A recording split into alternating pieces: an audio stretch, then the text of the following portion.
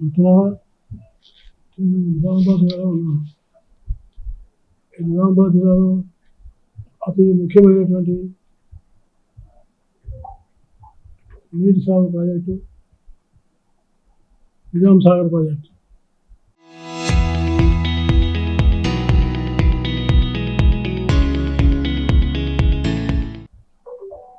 ఇది ఉత్తర తెలంగాణకి ఒక జీవనాడి లాంటిది. ఇలాంటి ప్రాజెక్టు సుమారుగా 2,75,000 ఎకరాలకు నీరు అందిస్తుంది. కానీ ఇప్పుడు దీని యొక్క సామర్థ్యం అనేది తగ్గి 2,30,000 ఎకరాలకు మాత్రమే వచ్చింది. దీనికి కారణం ఏంటంటే పూడిక తీయకపోవడం, ఇసుక అనేది మెయింటైన్ వేసిన ప్రభుత్వం సక్రమంగా పట్టించుకోకపోవడం. దీనివల్ల ఓవైపు ఆ యొక్క సాగర్ యొక్క ఒక చెరువు యొక్క సామర్థ్యం తగ్గడం, అలాగే నీటి కాలువలు ఏవైతుంది ఆ నీటి కాలువలు శుభ్రం చేసి వాటి నీటి యొక్క సామర్థ్యం పెంచే విధంగా కాలువలను పునర్వ్యవస్థీకరణ చేయాలి. చాలా సంవత్సరాలు చూసినటువంటి ఆ కాలువలను ఆధునీకరించాలని లేని పక్షంలో ఈ కార్యక్రమం ఇప్పటికే దీనికి అనుబంధంగా ఉన్నటువంటి ఒక ఫ్యాక్టరీ ఉండేది, నిజాం షుగర్ ఫ్యాక్టరీ. చాలా మంచి ప్రఖ్యాతి కాల్చిన ఫ్యాక్టరీ. కాంగ్రెస్ పార్టీ ప్రభుత్వంలో లేనప్పుడు వాళ్ళ యొక్క ఉన్నటువంటి ఒక ఎన్నికల యొక్క ఉన్నటువంటి ఒక మేనిఫెస్టో, అందులో మేము నిజాం షుగర్ ఫ్యాక్టరీని పునరుద్ధరిస్తామని మన డిమాండ్లో ఉన్నాం. మేము 2.5 సంవత్సరాలు గడిచిపోయింది. మట్టి విక్రమార్క అధ్యక్షత ఒక కమిటీ వేసినాం, సబ్ కమిటీ వేసినాం. కానీ ఇప్పటివరకు దాని విషయంలో ఏ రకమైనటువంటి ఒక రిపోర్ట్స్ కానీ ఫర్దర్గా వచ్చే డెవలప్మెంట్ కానీ లేదు. కాబట్టి ఆ యొక్క ఫ్యాక్టరీని తప్పకుండా ప్రభుత్వం తిరగడానికి కావాల్సినటువంటి ఒక అనుకూలమైన వాతావరణాన్ని నిర్మాణం చేయడానికి మీరు చెప్పినటువంటి వాగ్దానాన్ని మీరు నెరవేర్చండి. చెప్పని వాగ్దానాలు కొత్త ఎక్కువ చెప్తున్నారు. చెప్పినటువంటి వాగ్దానాలు ఎంతవరకు చేసిందనేది ప్రజలు బేరీ చేసుకుంటారు.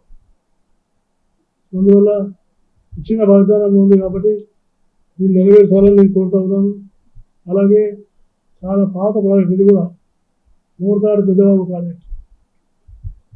మోర్తాడు పెద్దవాగు ప్రాజెక్ట్ కూడా ఇది కూడా ఏంటంటే బాల్కొండ, ఆర్మూర్ ఈ 2 ప్రాంతాలకు బాగా నీరు అందించే కార్యక్రమం.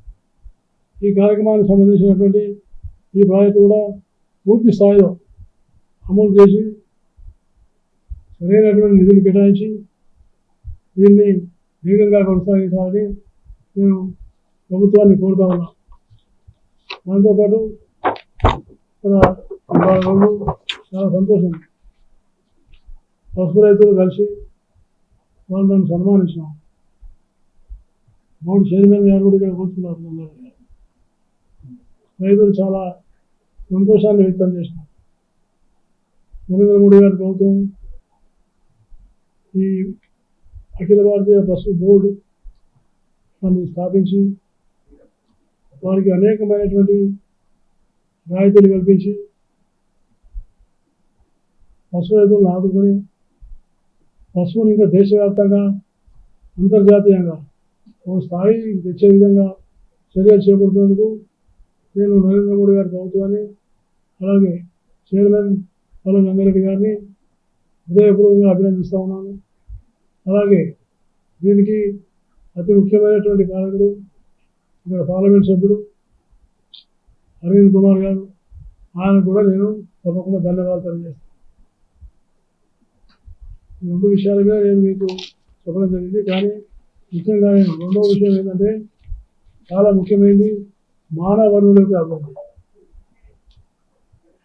మన ముఖ్యమంత్రి రేవంత్ రెడ్డి గారు ఆయన $3 trillion ఎకానమీ తయారు చేస్తాం అనేటువంటి విషయం చెప్తున్నాను. దానికి $3 trillion ఎకానమీ తయారు చేయాలంటే మానవ వనరులు చాలా ముఖ్యం. పుష్కలంగా ఉన్నటువంటి అధునాతనమైనటువంటి సాంకేతికమైనటువంటి పరిజ్ఞానాలు, న్యూ టెక్నాలజీస్, ఏదైతే block chain technology, modular technology, artificial intelligence, అనేకమైనటువంటి కొత్త టెక్నాలజీలు, వీటిని మనం ప్రవేశపెట్టుకొని నైపుణ్యాన్ని పెంచాలి. దీనికి అతి ప్రధానమైనది విశ్వవిద్యాలయం. నేడు తెలంగాణలో విశ్వవిద్యాలయాల పరిస్థితి దయనీయంగా ఉంది. ఈ విశ్వవిద్యాలయాలు ఉన్నతమైనటువంటి విశ్వవిద్యాలయాలు మనకు ముఖ్యంగా ఉస్మానియా యూనివర్సిటీ ఉంది. చాలా ప్రతిష్టాత్మకమైనటువంటి యూనివర్సిటీ. ఈ యూనివర్సిటీ ఇది సుమారుగా ఉస్మానియా విశ్వవిద్యాలయంలో ఇప్పటి వరకు కూడా అధ్యాపకుల కొరత, నిధుల కొరత, ఇవన్నీ కూడా చాలా మౌలికంగా అక్కడ ఉన్నటువంటి సమస్యలతోటి సతమతం అవుతుంది. దాంతోపాటు అక్కడ ఆందోళనకరమైన విషయం ఏంటంటే తెలంగాణలో ఉన్నటువంటి 13 విశ్వవిద్యాలయాలు కూడా అనేకమైనటువంటి అధ్యాపకుల కొరత. అంటే దాదాపు మన యొక్క అధ్యాపకుల కొరత వల్ల ఒకవైపు ఇన్ఫ్రాస్ట్రక్చర్ లేకపోవడం, రెండవది ఎవరినైతే ప్రొఫెసర్లను ఏర్పాటు చేయాలో దాదాపుగా అవి 12 సంవత్సరాల నుంచి ఖాళీ ఉంది. అందుకనే ఈ బోధనకు సంబంధించినటువంటి అధ్యాపకులు ఇవి సుమారుగా 1264 పోస్టులు ఇవి మంజూరైన ఇప్పటికి కూడా 891 పోస్టులు ఖాళీగా. దాంతోపాటు కాకతీయ విశ్వవిద్యాలయంలో నేను చెప్పేది 1264 ఉస్మానియా యూనివర్సిటీలో, అందులో ఖాళీ ఉన్నటువంటి 891. అదేవిధంగా కాకతీయ విశ్వవిద్యాలయంలో 409 పోస్టుల్లో 323 ఖాళీ ఉన్నాయి. దాంతోపాటు ఈనాడు శాతవాహన పాల్గొండ విశ్వవిద్యాలయంలో 70-80% వరకు అధ్యాపక పోస్టులు ఖాళీగా ఉన్నాయి. అలాగే ఈ విశ్వవిద్యాలయాలు, పరిశోధనా కేంద్రాలు కానీ, ప్రయోగశాలలు కానీ, ఇవి కూడా హాస్టల్ కానీ, గ్రంథాలయాలు కానీ, అవి కూడా సరైనటువంటి ఒక స్థాయిలో లేవు. అవి నామమాత్రంగానే ఉన్నాయి. అందువల్ల ఇవి మనం ఎప్పుడైనా కూడా రాష్ట్ర వ్యాప్తంగా ఒక విద్యావేత్తలు చాలామంది నేను కలిసినారు, కొన్ని మెమోరాండం కూడా ఇచ్చినారు, ఆందోళన కూడా వ్యక్తం చేసినారు.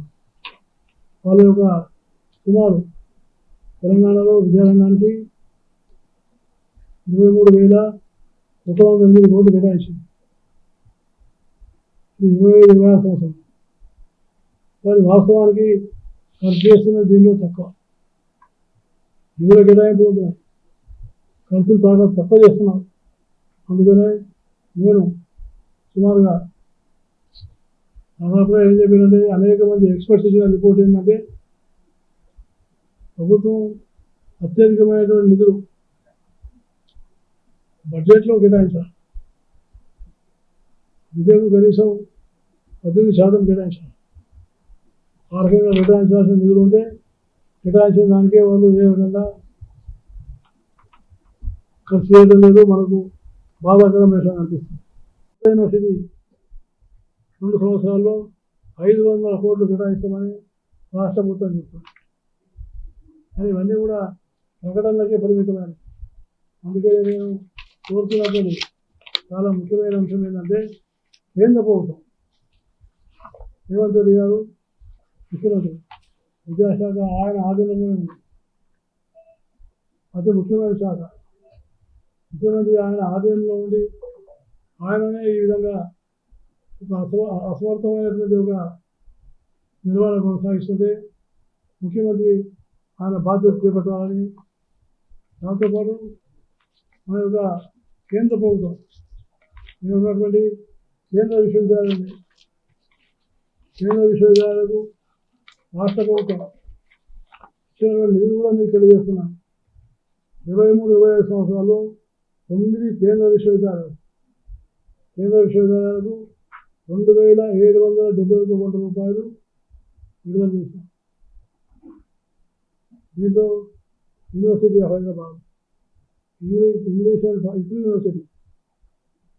And foreign language university, Maulana Abdul Kalam Azad Urdu university, national institute of technology Warangal, Indian institute of technology Hyderabad, Indian institute of management Visakhapatnam Hyderabad, దాదాపుగా 9 విశ్వవిద్యాలయాలు, కేంద్ర విశ్వవిద్యాలయాలు హైదరాబాద్లో ఉన్నాయి.